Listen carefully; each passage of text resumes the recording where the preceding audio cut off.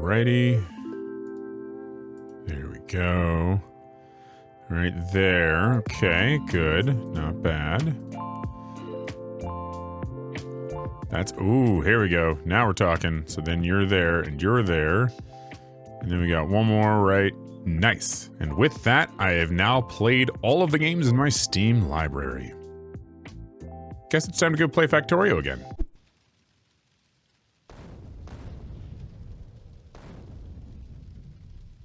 Oh heck, I forgot everything. So you haven't played Factorio in a while. Or maybe at all. Either way, I got you.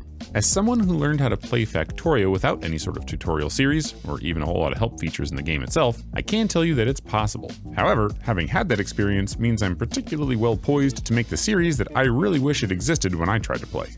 Here's how I'm going to approach it. Factorio is an automation game where a lot of the fun is in designing stuff. There are a lot of systems that help you design those things. Belts, pipes, trains, logistics networks, circuit networks, spaceships, the list goes on. How those systems work and interact is not always obvious. Usually there's a surface level understanding that'll get you through the game, but then there's a deeper level of things to know that both give you more flexibility in what you can do, but also make the play experience more comfortable to engage in. Nothing is super complicated, but some of it would benefit from an explanation. Hence, whatever this is. I'll start the series with 2 basics videos, which are designed for those who have never played Factorio before, and then continue into videos that are short but nonetheless deep dives into individual topics. A few notes before we begin. Unlike my previous series, I'm not going to be shying away from showing content from Space Age. That's because I want to set all of the things I'm teaching you in the context of the greater Space Age experience. That being said, I'll be saving the planetary specific information for later in the series, and they will be clearly marked. I'm also going to be very thorough in my explanations here. That's because so much has changed since 2014, which is when the game first came out. For example, if you think red underground belts only span 4 tiles, I have good news for you. They now span 6, and have for a long time. But I bet there's at least one person out there who just said, huh, that's pretty cool. So for that reason, I'm going to be very thorough.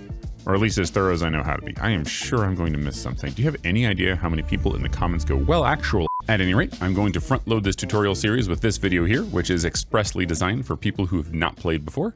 If you want to support me, I've got a Patreon linked in the description. Without further ado, let's get into it. Let's start this tutorial by setting up a new game. We'll click single player, new game. And for right now, don't worry about all these different options. We're just going to pick free play. You can click on next, but I do want to pause here because there is a small life hack. If you're going to click on something and instead just let the mouse hover for a moment, it'll tell you what the key binding is for it. I think the default is mouse button 4, I'm not sure, but I currently set it to mouse button 5 just based on the shape of my mouse. Either way, that is a great way to figure out what the key bindings are. So let's hit next. And there are a lot of settings here. Don't worry about changing any of them for right now. We will be going over it in depth in an upcoming video, but for now, we're just going to leave it at default. The one thing I will point out is that under advanced, you no longer have to turn the research queue on. It's always on, and in fact, it's much more convenient to use now. Okay, so we can create the world, or if you'd like, you can click on preview here and just see what the world's going to be. Whether you want to do this or not is entirely up to you. For me, I'm just going to click on this absurdly long play button. Why in the world did they... And this is why engineers shouldn't pilot ships. Okay, so the first thing we're going to do is to make sure we have a few settings set up. Go to Settings, Interface, and I have 2 options here that I want to make sure are checked when I start the game. I think they are on by default, but I'm not sure. Anyways, we can just turn them on. This one will show us the tips and tricks notifications, and this one shows us the mouse and keyboard control hints. The mouse control hints show up over here, and as I hover over things, you can see it's changing. If I hit Control and left click, for example, I can take the items out of here. I can also press Alt to go into Alt mode and see that all these other things have items in them, and use Control and click to take them too. You're not going to need this for your whole playthrough, but I would recommend leaving it on for a while because it will show you things like you can pick up fish. Kinda cool. Another spot for information is the tips and tricks menu. If I click on this, you can see I've only got the one here. I think it gave it to me in auto read it because I was using Alt, and this is basically a tutorial on how to use that. If I click on this, you can see I get a little simulation here. I cannot stress to you enough how important it is to read these things. When you do certain things while playing the game normally, tips and tricks will show up, it'll give you a thing to click on, and it'll bring you to this presentation style here. This is essentially their instruction manual, but it's given in bite-sized chunks and with a just-in-time format. That is to say, the game is going to do its best to show you these things just when you need it. It's equally important to watch what the simulation is doing here, as read all of the text here. One of the things that I've noticed about the writing style here, it's as equally important to watch and process the simulation as it is to read the text. There's not a whole lot you can really skip over. So take some time, read and process this stuff, and you'll be a lot better off. I'm actually not sure how to get these things to show up. Like, how many of these things do I have to mine before it's like, hey, don't do this? What is going to give me a tip or a trick? Oh, there we go. Clear cursor. As you can see, this is what it's going to look like when you get a tip and or a trick. This one's actually pretty important. If you press Q, you'll clear the cursor. Another detail about the tips and tricks is that sometimes they come with tutorials. So right now it's showing the stack transfers tip. And as you'll notice, I have a play tutorial button down here. If it offers you this, it's probably a good idea to play it through. As you can see, it takes me into my own zone here, shows you the main objective, so I can go here, shift click, control click. See how it turned red and I pressed the wrong button? And it tells you you've done something wrong. So I can control click on the rest of the thing here, and boom, we're done. It'll then show you a summary at the end. Sometimes these summaries have more information. I can click on finish. Now the button says replay tutorial, which is the game's way of saying you've already done it once. Also, the game is pretty smart. Right now it's showing the stack transfers tip. I actually didn't get it to show up over here. And the reason is because I just basically did a whole bunch of stack transfers, and because I was doing it already, the game figured I already knew what to do. But just in case you needed the note, here it is. Something that's new in 2.0 is the Factoriopedia. I talked about this in one of my previous episodes, but I'll mention it here for completeness and because honestly, it's really cool. You can access it either by alt-clicking on things in the game, which I'll talk more about later, or by clicking on this icon up here. And what you get is essentially a Wikipedia that has everything in it. Well, most things anyways. For example, the steel chest. You can see all the information about it. You can see the construction surface conditions. There's only one recipe for it, so it shows you the ingredients here, shows you what makes it, including the character, shows you what it's used for, and the technology it's unlocked by. Over here, we have basically every item and recipe in the game. I've got all the weapons and ammo. In fact, I can click on this and see all the different technologies that influence it. It has all the fluids. It has all the enemies. It has the spawners, including the enemy spawn probability graph here. And if you hover over either the line or the image down here, you can see it highlights it. Tells you what planet it shows up on, shows you its resistances, has all the different tiles here, all the different rocks and environmental things like lightning and stuff. It also has the parameters, the letters, some of which actually have something in it. This tooltip tells you how to use it in a decider combinator. But it's not perfect. Let's say, for example, you wanted to know how much damage light oil does when put inside of a flamethrower. Well, you can see that it can use it here, but it won't tell you how much damage it does differently. In order to see the damage multiplier, you would have to actually put down a flamethrower turret and see how much damage it was actually going to do when it contained light oil. Even clicking on the flamethrower turret doesn't fix this. So it's not like it has every single piece of information, but it has more than enough to get you started. Further, if you encounter something in the game and you just want to open it up in the Factoriopedia, flipping right to that entry, you can simply alt-click on it. If I click on ore, I get this. If I click on an entity, I get this. If I click on an item, you get this. There are actually many, many different things you can click on for this. I'm not going to try to cover them all, but just suffice it to say that generally, if you see it, you can alt-click on it and it'll open up. There's also a ton of online resources if you're so inclined. There's an official wiki that doesn't just have all the items, but also explanations for all the systems. Most of them are updated for 2.0 right now, I think, but I haven't actually gone through them all, so your mileage may vary. There's also forums where you can go and ask questions or give suggestions. And there are some YouTubers out there who are making all sorts of fun content. Who is this guy right here? That is one talented YouTuber. There's also an official Discord. Yep. All right, so let's actually play the game. Just to reiterate, this is for people who are new to Factorio and maybe are struggling to get with all of its systems and stuff. So it will be a bit low level, but if that's you, this will help you get spun up as quickly as possible. First big thing is left clicking on stuff, usually opens its GUI if you're close enough. The way you can tell if you're close enough is if you mouse over it, the hitbox indicator here is yellow. If it's red, you're too far away. Right clicking on things typically interacts with it somehow, and if you're in the world, you're generally going to be picking things up.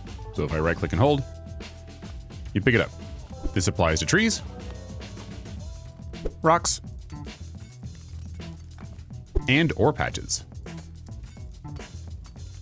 Don't worry, you're not going to be doing much hand mining of ore, we have machines for that, but more on that in a minute.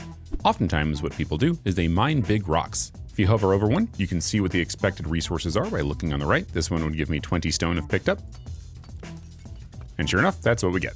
There's also another kind of big rock called the huge rock. That one has more stone, and it also has coal. Typically in speedruns, this is what people are picking up instead of mining stone by hand. Alright, but this is a game about automation. You're going to be building some really advanced stuff, and to do so, you're going to need a bunch of material, and you're going to need to get that at scale, meaning you've got to automate.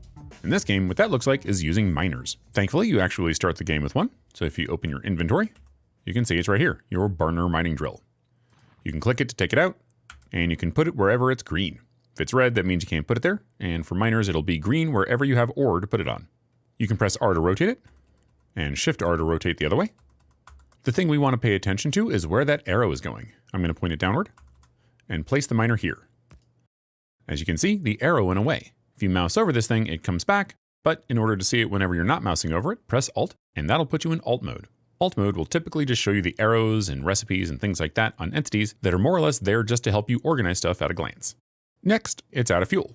So let's open it up, and you can see it's got a fuel slot here. If you hover over it, you can see all the stuff you can put in it, but the only things we have right now are wood and coal. We're going to save the wood for later because we're going to be making power poles out of it. For right now, let's just put some coal in here. As you can see, I have 47 coal. When I put it in, it's going to consume one and fill up its fuel bar here. So watch. It used one to fill this thing up. As it's working, it's going to deplete this, and when it runs out, it's going to try to consume another one. Now hang on, why did it stop? Well, let's take a look. If you look closely, you can see it's put one item of coal on the ground. Miners are going to put an item wherever that arrow is pointing. Once it's put an item there, it can't put any more. There's no way for it to overflow. We can pick this up by right-clicking, but as you can see, after it's mined another one, it can't put it down because there's something there. We need a better solution. Go into your inventory, click on the wooden chest. This is one of the things we need the wood for. And now you can put this right over top of this output slot. And as you can see, it's just going to mine and put its product into this box. If you put something on the ground or a miner puts something on the ground, whatever, then it can only put that one item in one spot. If instead you try to put something down and it's put on top of an entity, in this case a chest, then it's going to try to put it inside that entity. If that entity has an inventory that can accept it, then it will take it. For example, you could put a stone furnace here. This has a fuel slot. And when this thing mines the coal, it'll put the coal in here and start filling up that fuel slot. This will also work for iron ore. Right now I've put a miner on the iron ore patch. It's putting the iron ore in its input slot. You can even have two miners facing one another. And if you get one started, it'll put coal into the other. There it goes. And they'll just hum along making you coal. These can also output onto belts, but we'll get to that in a bit. Let's talk a little bit about furnaces. In Factorio, you get metal ore and you smelt it in a furnace to get metal plates. As we just saw, the furnace has two input slots, fuel and an input slot, and you can also see that it takes stone, iron ore, and copper ore. One thing that's special about furnaces is that it automatically picks the recipe for you. All you have to do is put stuff in it and it'll get to work. As you can see, it consumed some coal and now it's making some stuff, in this case, iron plate. However, furnaces also have an output slot. That means when it's making stuff, that stuff will accumulate in the slot instead of being put on the ground. This has some in-game implications, and we'll talk about that in a bit. Just as a little spoiler, there are much faster ways to move things around in and out of inventories, and I'll show you those as we go along, but for right now, I just want to sort of teach you the basics. Let's take a look at the crafting menu, because this is something you're going to be doing a whole bunch of, at least in the early game. Go to your inventory, and as you can see, you've got a list of stuff you can make over here in this crafting menu, and you've got your inventory over here on your character. It's pretty straightforward. If you see something and it's not grayed out or has a red background, you can make it. If it has a red background, all that means is that you can't make it on your character, but you do have a recipe for it and it wants to share it with you so you know it. There are a couple of different tabs. You've got the logistics tab here, which has things like belts and inserters and chests and pipes and all that good stuff. You've got the production tab. This has all the crafting machines, energy producers, miners, all that sort of thing. One easy way to think about it is that the production tab has all the entities responsible for actually doing stuff, and the logistics tab has all the entities responsible for being the connective tissue between those things. You've got the intermediate products tab, which is basically exactly what it sounds like. These items don't do things in and of themselves, although some of them are fuel. More often, they're just items that are stepping stones in between the rocks you mine out of the ground and the rockets you send into space. And the combat tab is pretty self-explanatory. Guns, ammo, armor, that sort of thing. The little number next to the item tells you how many of those things you can craft based on what you have in your inventory. And what's nice about Factorio is while you can make those intermediate pieces ahead of time, you don't have to. If you just click on this, it'll queue them up and make the thing. What you just saw down here is called your crafting queue. Let's dig into that a bit. Okay, so I've mined up a bunch of stone, and as you can see, I can make a whole bunch of stone furnaces. Left clicking here will add one to your queue. Right clicking will add 5. And the same thing happens down here. If you left click, it'll subtract 1. And if you right click, it'll get rid of 5 at a time. Shift clicking will also either make all of them or get rid of all of them. And if you ever forget, there's the tooltip down there. If you craft something and then cancel it, you'll get back what hasn't been consumed already. For example, to make a burner mining drill, it requires a couple of things like a stone furnace. I've got plenty of those in my inventory. It requires 3 iron plate and 3 iron gear wheel. When I click on this, and then I click here, you'll notice that it had already crafted 2 gear wheels. All that means is that products don't permanently vanish until the craft completes. But when it does, it's gone and now you have the thing it made. Generally speaking, this isn't such a big deal, as it's almost always the case that if you have extra intermediates in your inventory, they'll get used. Let's talk about putting things into entities and taking them out without having to go into their GUI. The key bindings for these interactions tends to involve control. So if I hit control and left click, I put an entire stack in that chest. If I control and right click, I put in half a stack. And if I use the command drop item, which is by default Z, I can put them in one at a time. I can just press and hold the drop button, and it'll put in a whole bunch. You also don't have to do this on an individual item basis. You can just drag your cursor across and it'll do it. If I hold control and left click drag, it'll just put a bunch of coal in there. If I hold control and right click drag, it'll put half a stack in each. And if I push drop item and drag, it'll roughly evenly distribute it across it. Do be careful though, if you use drop item, it will in fact drop the item. Fun. Inside the GUI, you can transfer stuff really quickly. You can obviously click on stacks and move them over. Or if you look in the lower left, you can see you can shift click to move one stack over. Or if you hit control click, it'll transfer all of something over. If you click on an empty spot, it's going to try to move your entire inventory over. It also works going back. As with earlier, using right click will move half of the thing. So if you control right click on something, it'll move half of what you have over. Or if you control right click on the empty inventory, it'll move half the inventory on over here. Also, there's a such thing as item zooping. All you have to do is hold shift and left click drag, and it'll move whatever's under your cursor. This is great if you want to move like exactly 3 stacks over or something like that. You can also use control click to pull things out of entities. All you have to do is click drag. It'll take all the iron out of there, stone out of the chest. It'll even take the fuel out of burner miners. Do note, however, it'll only take things out of the output slots of crafting machines. It won't take things out of the input slots. You can see here I still have iron ore and the coal fuel. If I want those, I need to take them out manually. You can also just pick up the machine, and that'll return everything that was in it. And that'll wrap up part 1 of this 2-part intro. In part 2, we'll do an essentials only treatment of belts and pipes, electrical networks, and research and all that good stuff, but why split it in 2? Essentially, I'm trying to leave the Adobe ecosystem, and as such, not a bit of this was made in any piece of Adobe software. I used DaVinci Resolve and Affinity Photo. Honestly, the learning curve isn't as steep as I feared, but it still took me a while to get up to speed. That being said, I should pretty much be there now, so hopefully this will make it easier for me to get videos out. Feel free to hop on my Discord if you want timely updates. Links in the description below. I still do intend on making more entries in my Blender tutorial series, but here's a fun fact. Though the view count for those videos is small, from what I can tell it's actually had a fairly large impact on the people that have watched them. This tells me they're really good videos, but they're not being promoted by the YouTube algorithm. Probably because I didn't monetize them. As always, if you think I missed something, do let me know in the comments below, because maybe I'll put it in the next video. At any rate, if you want to help support this channel, please go check out my Patreon. But until the next video, take care of yourselves, be good to each other, and I will see you in the next one.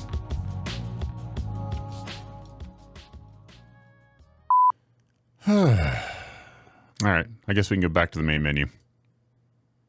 Wait, what is this? Wait, what is this?